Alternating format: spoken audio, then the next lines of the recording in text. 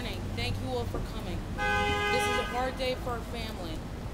It's 1 year since we saw Linda, and we miss her terribly. In October 2010, the family of Linda Riccadulli filed a wrongful death lawsuit against various agencies. The story of my sister's murder is brutal, and there are still unanswered questions that linger 1 year later. I will not stop speaking out against this crime because there are many women like my sister who have died at the hands of a batterer for no reason. Domestic violence laws must be enacted, and we need reform. We need stricter enforcement of restraining orders. My sister did everything right, and law enforcement did not protect her or her children from an offender. That is a fact. Last year, I stood here to announce Linda's law without the support of our local paid advocates.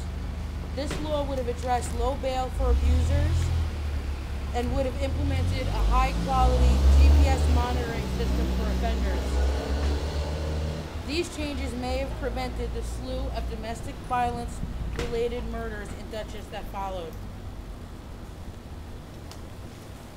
We need culpability from those who choose to help get true offenders back out on the street by posting bail. We need stronger advocates that have the courage to provide guidance and support to victims of domestic violence with high-risk cases, and advocates that will walk the victim through the entire victimization cycle and provide proper safety planning. Agencies that are county funded need to designate emergency funds for victims that need to relocate fast. The funds they get need to trickle down to the victims. We need a national oversight committee for victim service providers to ensure accountability. We need our police trained for domestic violence situations. Training is lacking miserably. We need victims to have access to trained domestic violence lawyers for divorce and family law cases. My sister would have been alive today with the proper advocacy, a quality safety plan, protection from the county and law enforcement, and emergency funds to escape. She was left to manage everything herself without assistance. I was witness to that. To this day, not one victim service provider can provide my sister's records or safety plan. The plan that was referenced in the Citizens Advisory Committee in the Dutchess County DV Resolution for Domestic Violence. We cannot and should not sit by